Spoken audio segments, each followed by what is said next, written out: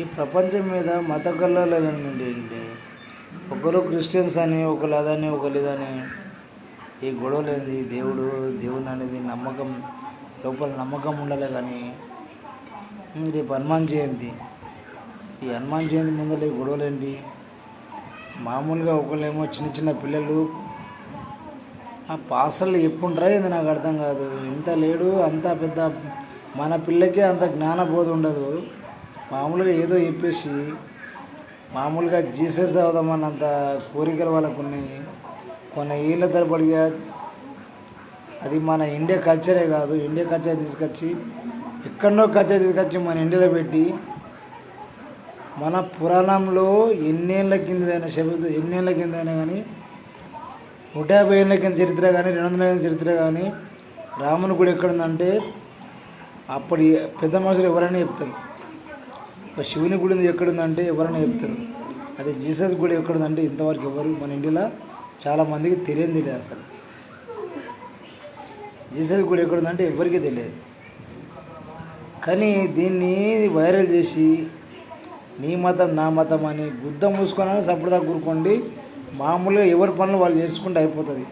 నీది పెద్ద నాది పెద్ద అని చెప్పేసి పెద్ద చేసుకొని దాన్ని వైరల్ చేసుకోవడం అనేది, రాముడు అంటే శ్రీమన్నారాయణమూర్తి ఆయనతో పోల్చుకోవడం అనేది తప్పు అసలు. అది కాకపోతే తెలియకపోయిన వాడితే దేవుడు ఒక్కడే అని చెప్పి గుద్ద మూసుకొని మీ పని మీరు చేసుకోవాలి. కానీ మళ్ళీ మేము తిరుపతి నుంచి మొన్న వీడియోలో వైరల్ అయింది ఏంటంటే, ఒక మీడియా అతను మామూలుగా తిరుపతి దట్టు తింటారా మీరు, ఏ దేవుడైనా మొక్కుతారంటే మొక్కమని అంటారు. తిరుపతి దట్టు తింటారంటే తినరంటారు. ఉపాసం ఉండి చచ్చిపోతారంట కానీ తిరుపతి దట్టు తిన్నారంట. సరే, మీరు ఎక్కడ కూర్చుండి డిసైడ్ చేస్తున్నారు? అమ్మ మీద కూర్చొని డిసైడ్ చేస్తున్నారు. రైతు ఏం చేస్తున్నాడు? మీరు ఒక దేవునికి అన్నం తినంటూ చెప్తారు.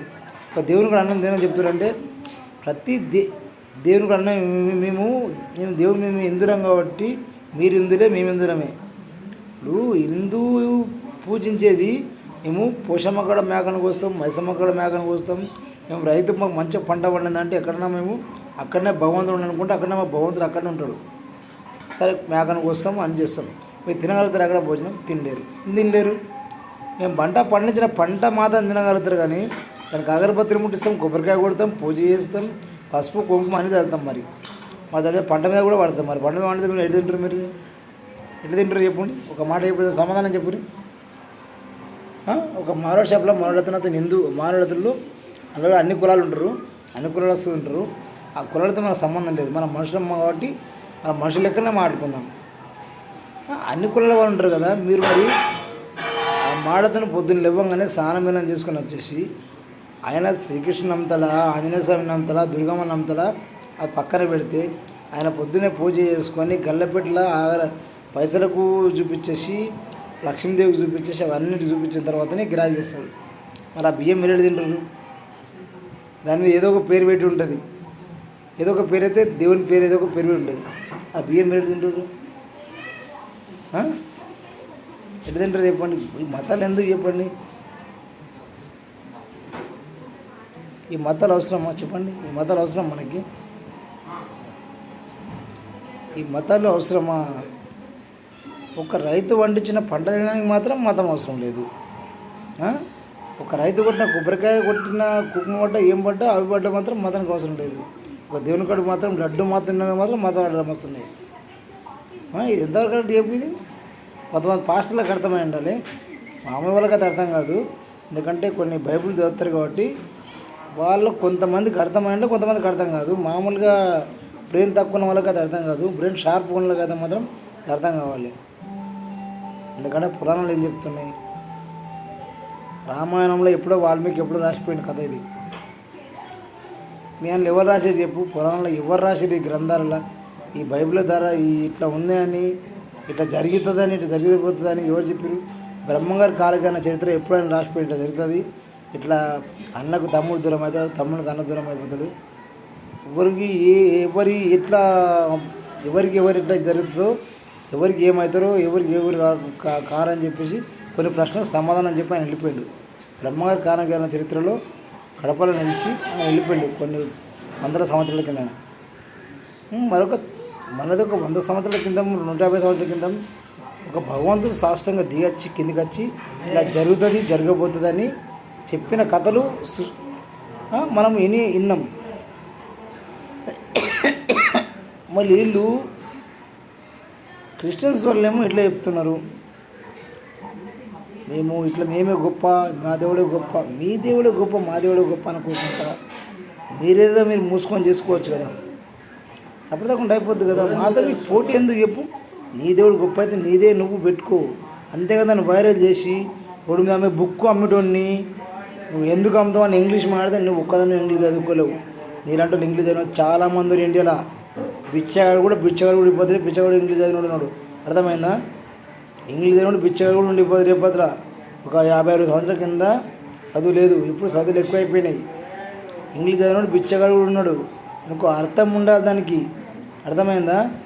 ఏదో నాకు వచ్చి కదా 4 ఇంగ్లీష్ ముక్కలని రోడ్డు మీద ఎందుకు కప్పుతున్నాడు, పర్మిషన్ కావాలి నీకు అమ్మడానికి. రామాయణ బుక్కులు ఏడని అమ్ముతారు, నీకంటే ఇంగ్లీష్ మాట్లాడగలుగుతారు. కానీ వాళ్ళు కొనకున్నా సైలెంట్గా ఎందుకు ఉంటారు తెలుసా? నీ అంత మురుకులు కారాలు. అర్థమైంది? నీ ఇష్టం ఉంటే కొను, లేకపోతే లేదు. వాళ్ళు ఎవరైనా నేషనల్ బుక్ నాకు అవసరం అనుకో, చూస్తాను, నచ్చకపోతే సరేలే, నేను ఎందునైనా రామాయణ దగ్గర అంత బడ్జెట్ ఉందో లేదో సర్లే చూస్తాను, డబ్బులు చూసుకొని ఛార్జీలు చూసుకొని కొద్దిగా లాంగ్ ప్రయాణం ఉంటే మళ్ళీ వచ్చిన కొందాం కానీ చూసి 2 పేజీలు చూస్తాను, మామూలు ఇచ్చి వెళ్ళిపోయినా వాళ్ళు నవ్వుకుంటూ తీసుకుంటారు. మీ లెక్క బలవంతం చేసుకొని పాపులేట్ తీసుకోండి, మా దేవుడే గొప్ప అని వాళ్ళు ఇచ్చే రకంగా కారాలు ఇట్లా. అర్థమైందా? ఎదుటి వాళ్ళని చిన్నపరచడం అనేది తప్పు. మానవ జన్మ ఎత్తినప్పుడు నువ్వు 4 రోజులు భూమికి బతకనికి వచ్చినావు. మనిషిలాగా బతకడం నేర్చుకొని బైబిల్ అయినా ఎన్నైనా కానీ ఎవరైనా కానీ మనుషులాగా బతకడం నేర్చుకోండి. భూమి మీదకి వచ్చింది ఎల్లకాలం ఎవడు బతకని రాలేదు. ఎప్పుడు ఎప్పుడు పోతుందో ఏ టైం ఎప్పుడుంటో తెలియదు. ఆ టైంను గమనించుకొని మాట్లాడండి.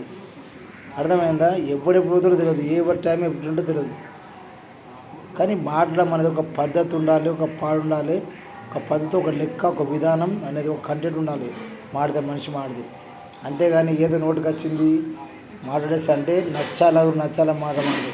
అర్థమైందా? చిన్న పిల్లలు కూడా, ఇంత పిల్లలు కూడా మాట్లాడిస్తున్నారు. ఆ పిల్లలు మాట్లాడరు, మరి ఆ పిల్లలు మాట్లాడరు. మా పిల్లలు చదువుకోలేదా? మా పిల్లలు జాబులు చేయట్లేదా? మా పిల్లలు జాబులు చేయట్లేదా? మా పిల్లలు గుళ్ళకి ఎత్తలేరా? కానీ మీ పిల్ల ఏంది ఇంత పిల్లలు ఇంత పిల్లలు ఎక్స్ట్రా చేస్తున్నారు? చెప్పుకోవాలి. మీరు కొంచెం పెద్ద ఏజ్ పెద్దగా అయినాక దాని సంస్కారం ఏంది, ఎట్లా మాట్లాడాలి, ఏం మాట్లాడాలి అని చెప్పడం ఒక పద్ధతి ఉంటుంది. మేము చెప్పుకోలేమో పిల్లకి చెప్పలేము, మేము చెప్పుకోలేము మాటలు. అట్లా కాదు కదా, ఒక లెక్క ఉంటుందండి దేనికైనా మాట్లాడడానికి కానీ పద్ధతి ఉంటుంది. చిన్న వాళ్ళతో పెద్దవాళ్ళు మాట్లాడడం అనేది సంస్కారం కాదు. సంస్కారం అనేది సదాన ధర్మం అంటే అది ఇంకా సదాన ధర్మం అదిలే కానీ మాట్లాడము పద్ధతి ఉంటుంది. చిన్న వాళ్ళతో పెద్దవాళ్ళు మాట్లాడడం అనేది ఒక ధర్మం ఉంటుంది. ధర్మం అధర్మం అనేది ఒక లెక్క, పద్ధతి, ఒక విధానం.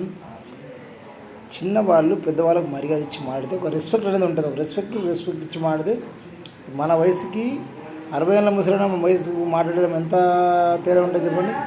ఆయన వయసులో మనం సగం కూడా చూడలేమని అర్థం. ఇప్పుడు ఆ అబ్బాయి వయసుకి మా వయసుకి ఏమైనా తేడా ఉందా? మా గడం కొంచెం తెల్ల పడుతుంది. 36 ఉన్నా కానీ 37 ఉన్నా కానీ మా గడం కొంచెం తెల్లబడుతుంది. అంటే మా వయసులో ఆ అబ్బాయి వయసు సగం కూడా లేదని అర్థం. మాకు కొడుకుతో సమానం. మాకే చెప్పేంత రోడ్ గొప్పవాడు అంటే మేము ఎన్ని చూసుంటాం చెప్పు? మా అనుభవంలో మేము ఎన్ని చూసుంటాం? ఇప్పుడు నాలుగు ఎంతోమంది నా వయసులో అంటే నా ఎంతోమంది రామాయణం చదివిన వాళ్ళు ఎంతోమంది పండితులు, ఎంతమంది నా ఏజ్ వాళ్ళు 36 వాళ్ళు ఎంతోమంది ఎన్ని చూసుంటారు. ఆ పిల్లగాడు ఏం చూసిండు చెప్పు? పిల్లగానికి అనుభవం ఏముందని? చర్చికి పోయిండు, వచ్చిండు, ఆ బైబిల్ చదివిండు అంతవరకు. కానీ అనుభవం ఏమైనా ఉందా? చెప్పగలుగుతాడా? ఏమైనా అనుభవం? ఆన్సర్ అడిగితే చెప్పగలుగుతాడా? ఏం చెప్పలేదు. సార్ మా పిల్లట్లా మరి చెప్పారు, మా పిల్లలు ఏం గొప్పలు చెప్పుకోరు. చెప్పే ముందు కొంచెం సమాధానం ఉండాలి. ఒక లెక్క లేదు, పాడు లేదు అంటే ఎగేసుకుని ఎత్తడం కాదు. దానికి నెమరి ఉండాలి. కొంచెం నెమరు ఉంటే కొద్దిగా బాగుంటుంది. అర్థమైందా? దీనికి అర్థమైతే చాలా బాగుంటుంది. అర్థం కాకపోతే మనం ఏం చేయలేము. అర్థం చేసుకోవాలి. ఎవరన్నా అర్థం చేసుకొని మాడితే ప్రతి ఒక్కరికి మంచిగా ఉంటుంది. అర్థం చేసుకోకపోయినా వాడితే ఏమన్నా ఒక కవిత రాసిపోయిండు, అర్థం తినడానికి అది ఎంత చెప్పినా వ్యర్థమే అని చెప్పి అర్థం చేసుకున్నానికి ఒక ముక్క చెప్తే అర్థమైపోతుంది అంతే.